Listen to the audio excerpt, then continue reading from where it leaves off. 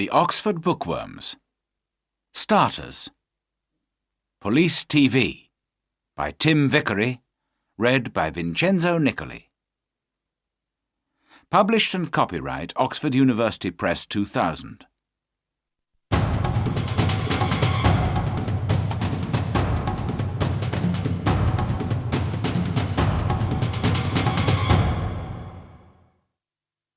Chapter 1. The Jogger. Dan and Sue are police officers in London. It is a Tuesday morning and Dan is angry. "What's the matter, Dan?" Sue asks. "Look at this," Dan says. "Every day someone steals money from people near the shops. We must stop this." "Yes, of course," Sue says. "But who is it?" "There is a jogger," Dan says. "Every day he runs near the shops. Sometimes he runs into people. Perhaps he steals the money." "OK," Sue says. "Let's go to the shops. Perhaps we can see this jogger." They sit upstairs in a window over the shops. Dan has a radio. They watch the people in the street. "Look," Sue says. "There's the jogger." The young man runs into an old woman and she falls down. The jogger puts his hand on the old woman's arm. "I'm sorry," he says. "Can I help you? Here's your bag." Then a young woman shouts at him. "Don't run here," she says. "It's dangerous. Go away." The young man runs away. Dan talks in his radio. "Quick, stop him. He's running up North Street." A police car stops the young man in North Street. "Are you okay now?" Sue asks the old woman. "Yes, thank you." "Where is that nice young woman? I can't see her now." "Have you got all your money?" Sue asks. The old woman looks in her bag. "No, I haven't. My money's in my purse. But my purse isn't here." "OK, Sue," Dan says. "Let's talk to the jogger." "Who are you?" Sue asks the young man. "My name's Peter Jones. Why? Who are you?" "We're police officers." "Why do you go running past the shops every day?" "Why not? I like running." "OK," Dan says. "Let's look for the money." "What money?" Peter Jones asks. "What are you talking about? I never take money with me when I run." Dan looks for the money, but he cannot find any. "Can I go now?" Peter Jones asks. "OK," Dan says angrily, "but don't come back." "Why not?" Peter asks angrily. "I live here. And I'm not doing anything wrong." He runs away. "What do we do now?" Sue asks. "Where is the old woman's money and her purse?" "I don't know," says Dan. "Somebody has it. But who?"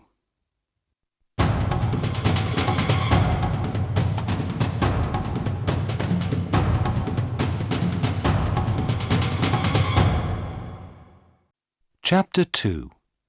TV. Dan and Sue go back to the shops. "I don't understand," Dan says. The jogger hasn't got the money, so we must look for someone different. Look, Sue says. There's a TV camera over that shop door. Perhaps that can help us. They go into the shop and watch the video.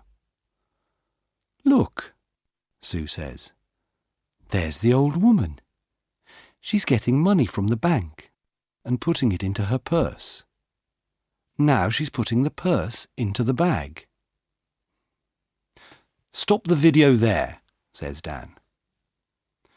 Now, look carefully. Is anybody watching her? There are a lot of people in the street, Sue says. I'm not sure. Is it that man with the long hair? Perhaps, says Dan. Let's go on. What happens next? They watch the video. The jogger runs into the old lady. He stops and helps her. She shouts at him and he runs away. Then a lot of people come and help the old lady. Look, Sue says. The long-haired man has her arm. Yes, but that woman has her bag, Dan says. What's she doing with it? Oh, I can't see. There's a man in front of her. Listen, I have an idea, Dan says. You go to the bank tomorrow and take some money out. Why is that a good idea? Sue asks. Because we can watch you, Dan answers. Get a lot of money from the bank and let everybody in the street see it. Take a radio too, so you can talk to me. OK, Sue says. We can do that tomorrow morning then.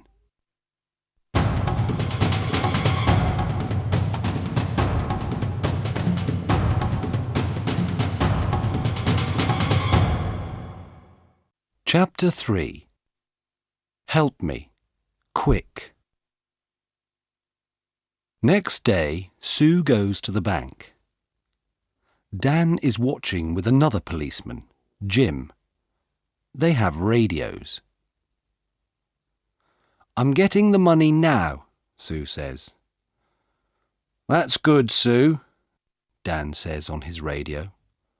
Now let everybody see it. Sue drops some money near her feet. People in the street look at her.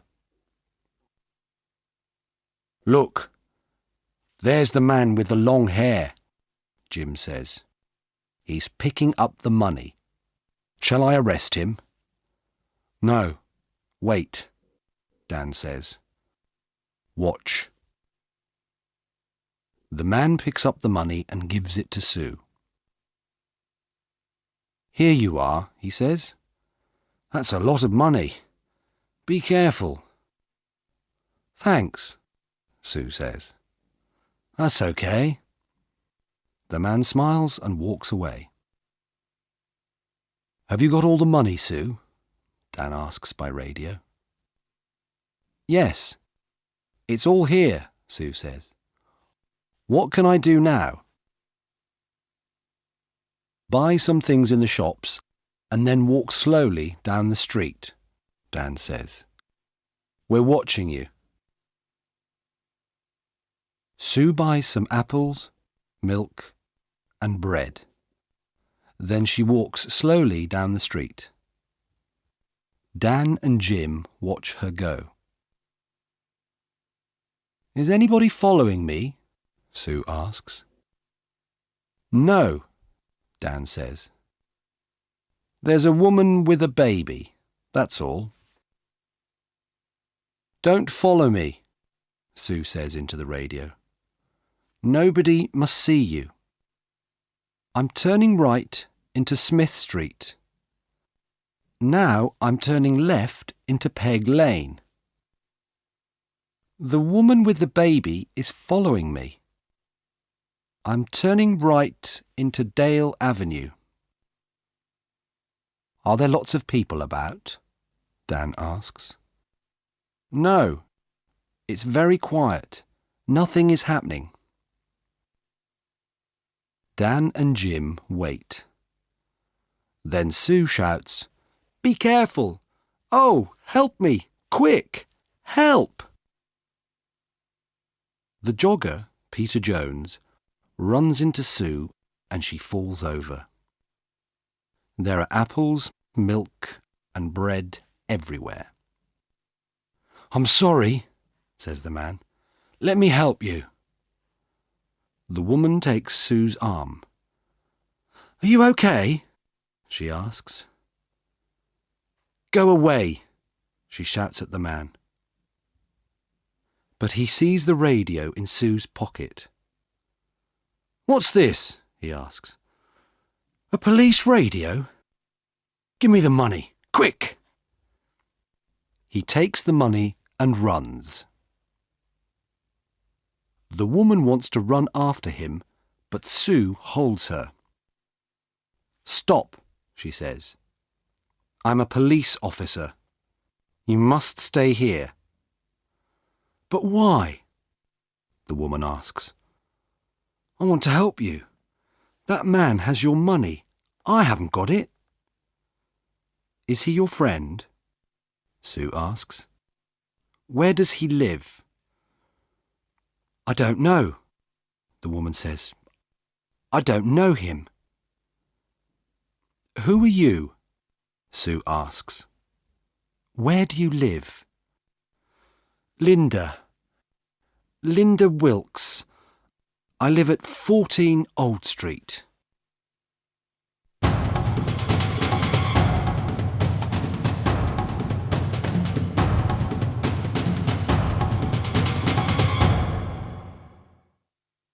Chapter 4. Man with a Knife. Dan runs up to Sue. "Are you okay?" he asks. "Yes, I'm okay," she says. "Go on, Dan. Run." Sue calls a police car on her radio. Dan runs after Peter Jones. "Jim, he's turning left into Dock Lane," he shouts. "Can you see him?" "I can see him, but he's running very fast," Jim says. The jogger sees Jim and gets into a boat. Jim runs to the river and gets into the boat too. "Stop," Jim says. "I'm a police officer." "Oh, no!" The jogger, Peter Jones, hits Jim and he falls into the water. The boat goes across the river. Dan helps Jim out of the water. "He's going into a cafe," Dan says. "Come on, let's run to that bridge." They go across the bridge and run to the cafe. Jim goes behind the cafe and Dan goes in.